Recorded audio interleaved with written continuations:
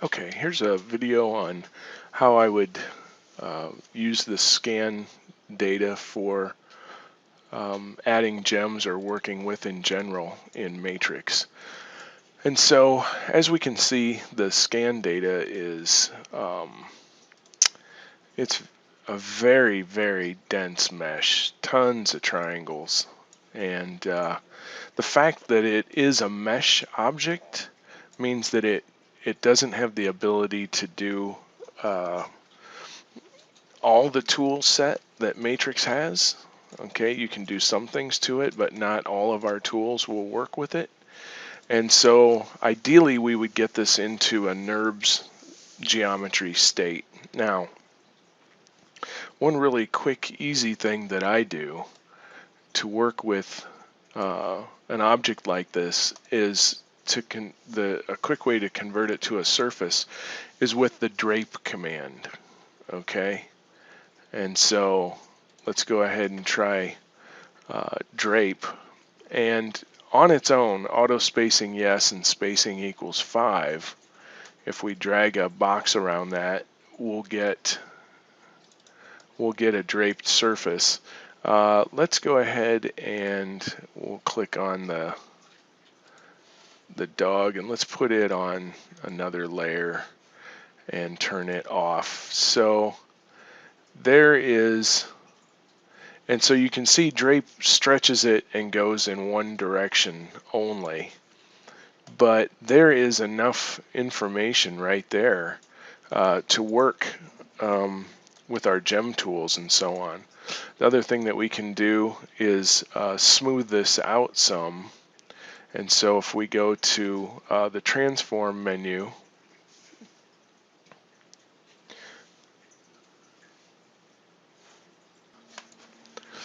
so smooth is right here, and I'm going to set the smooth factor to 0.5 and hit OK. And as you can see, that will smooth this out. I'll go ahead and click it again, and right click and hit it one more time there. So now that surface is pretty smooth, and you can certainly use this way if this happens to be something that you're what we can do is draw a plane like so, and then let's go ahead and move this down there and then say you get split by you, and there's that trimmed out anyway. That too, as far as that goes. Okay, so now that we have this as a NURB surface, and we can see that here, okay, and if it needed to be even smoother, we could rebuild the surface as far as that goes. Having said that, let's go ahead and use some gem tools here. So we can go here, we'll get a 1.5 millimeter and say on surface right there. And when we click on the surface, all depends on what we want to do now. Maybe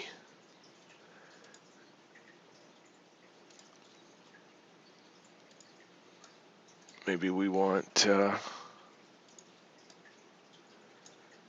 set gems on the body of the dog, and you can see I'm going until both circles are green. That means that I'm matching the spacing between those 2 stones or 3 stones, all depends, so that they don't hit each other, etc.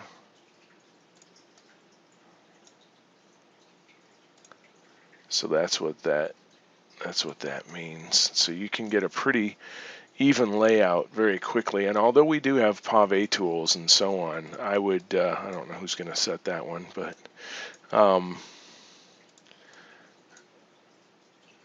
I tend to use a tool like this just because you have a little more control as to where the stones are going to go, and it really is not taking me that long to set these. And you can also, I can make the stone go up and down off the surface. I can rotate the stone, or I can make it bigger or smaller by hitting Q and E. I'm just hitting keys on the keyboard, but here's the different. So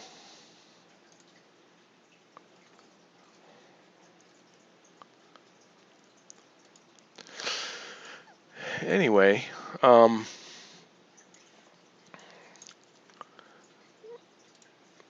that's how we can do that, and we could just sit and take care of all that. At that point, we could turn back on the mesh and turn off this, and there we go. These are going off the edge. The other neat thing is that we control these gems independently. In other words, if we go in and hit F6 now and go to RMSR, okay, this is the box, the information box. If that's in the way, you can turn those off. Okay, and now this will control all the gems together going in or out, because I have them all selected, and they know which way their north and south poles are, etc.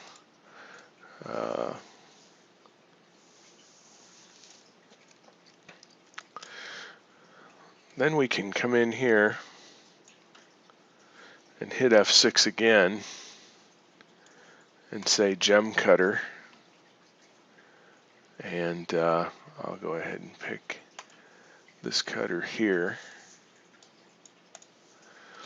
and we can still cut this even though it's a mesh. Okay, and so if we come over here and select the mesh and go to mesh, and we can do mesh Boolean difference, and then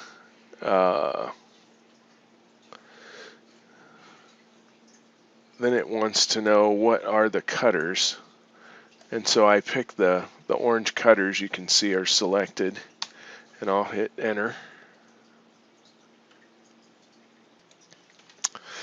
Okay, so here you can see the mesh has been cut by those cutters, and there's I didn't do them all, but there's actual seats cut for the for those stones, and so that's I did these right here. So and then of course we can do prongs on these as well, and there's several different ways to do that. You can set these up like in a row. Let's see how this works. Prongs. There we go. And so here's the size of the prong.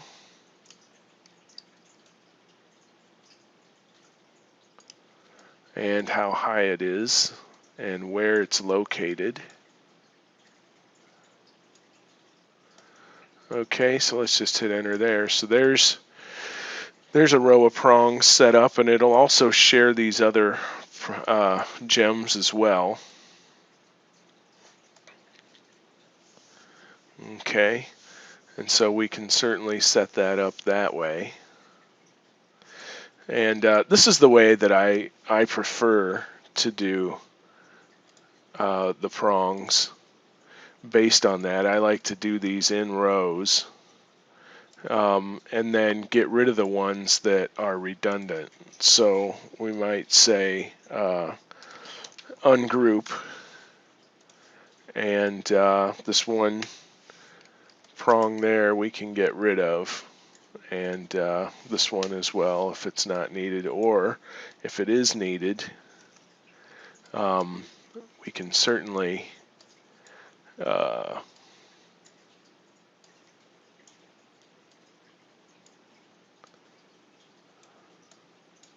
move it around so that it works where it should be, like so. There we go. All right, so that's how we can do some of that.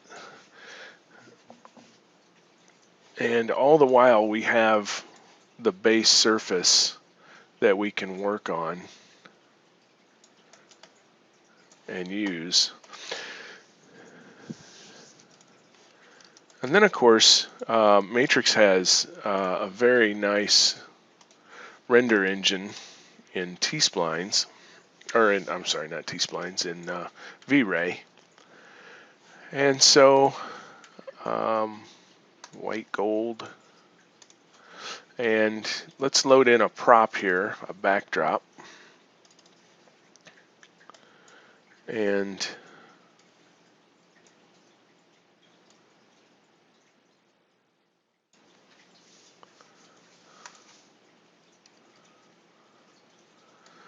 there we go.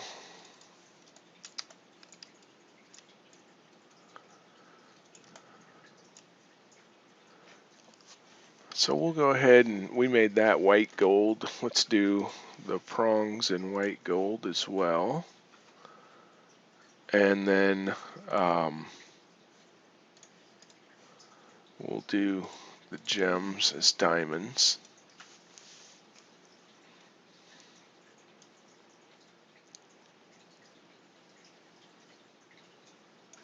There we go.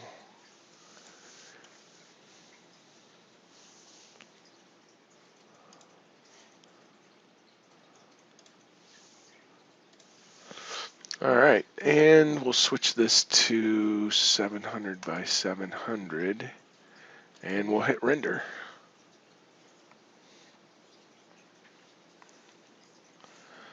And here comes that.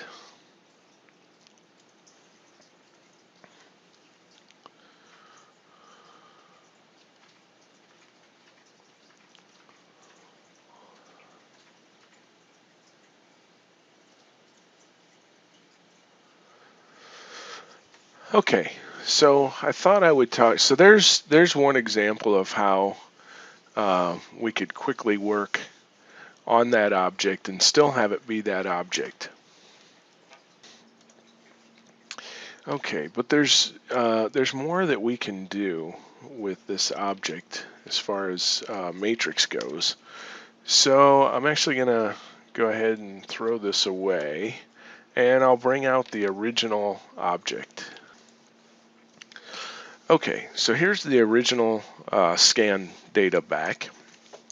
And of course we have a part of the program that we license called T-splines. And so we'll go ahead and start T-splines. And let me roll up layers there. Okay, so in T-splines we have the append command right here. And what we can do is we can actually draw right on this surface and create a T-spline surface from this data, following the scan data.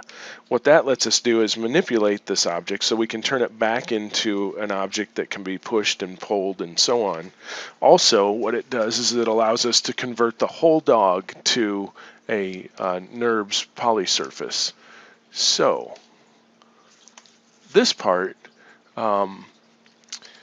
what this does is this allows you to draw a T-spline surface, okay?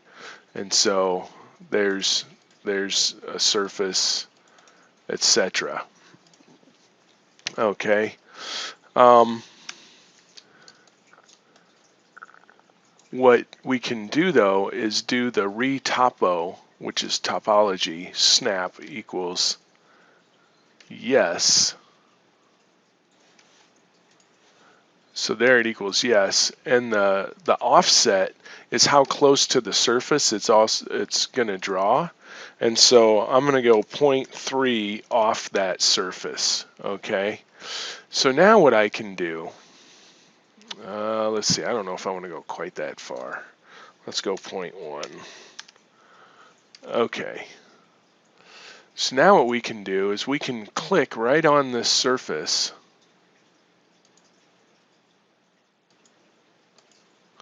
Okay, and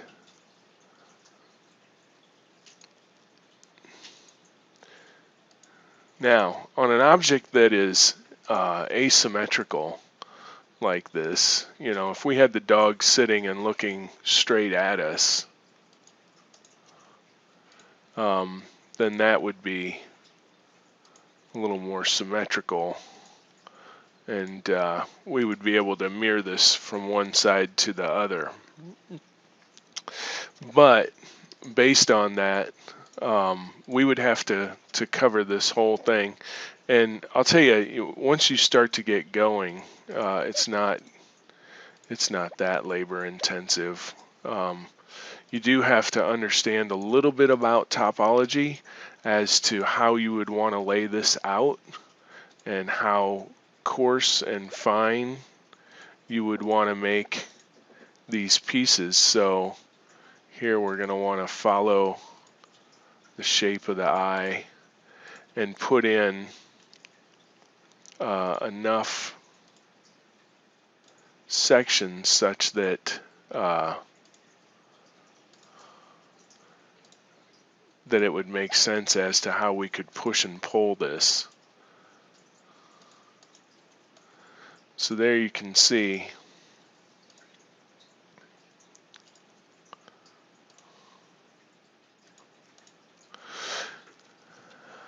that we can start to, and here we would want to go in and have this be closer together,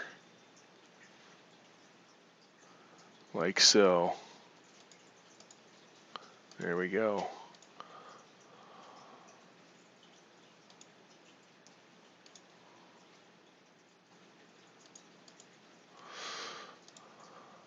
I think you get the idea. Once you start, you kind of can't stop.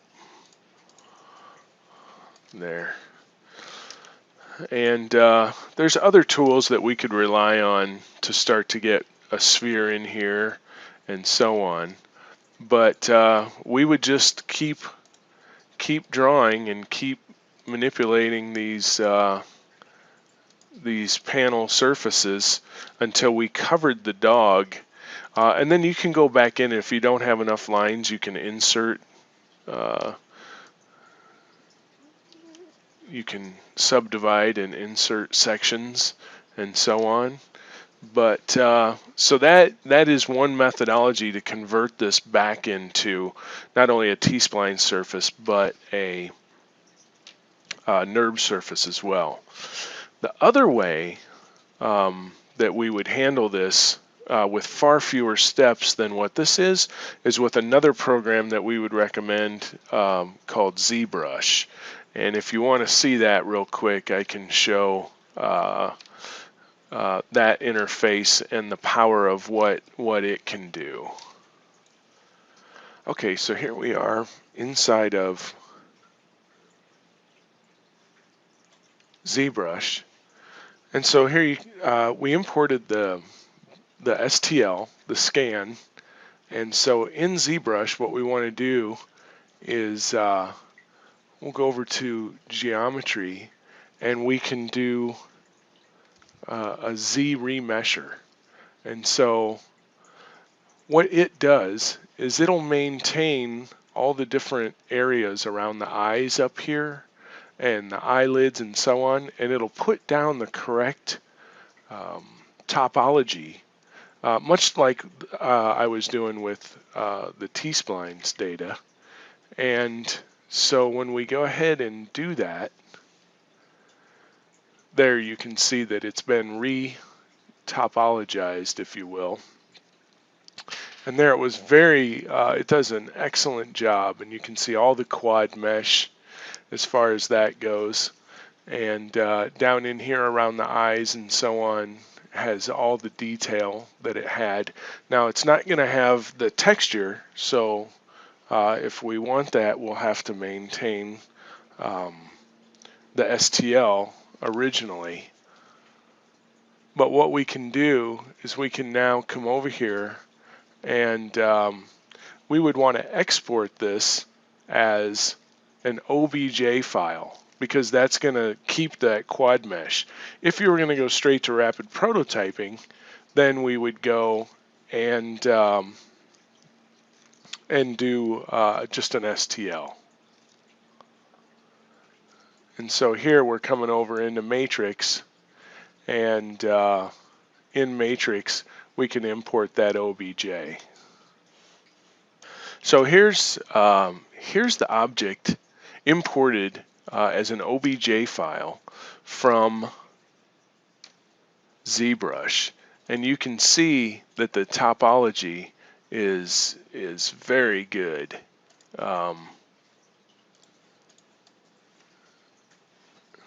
It's all quad meshed.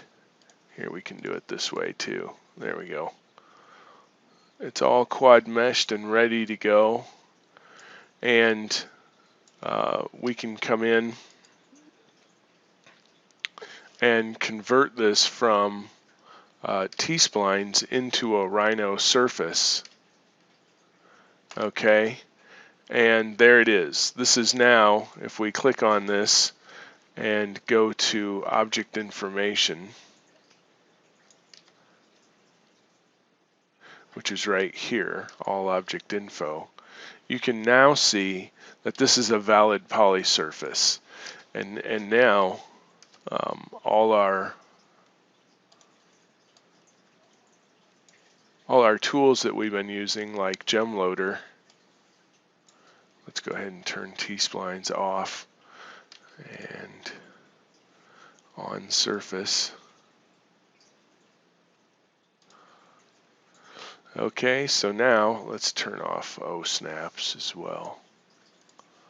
So now we're back to what we were doing before, and that is doing a.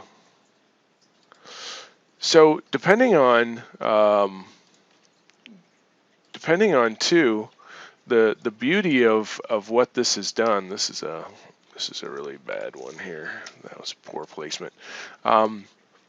Depending on how you want this to look, you'll also notice that this smoothed out all that texture, and you may or may not want that. But I think with these different ways of getting the data into Matrix, there's a solution in there for no matter how you want this to look. All right, hope this video helps.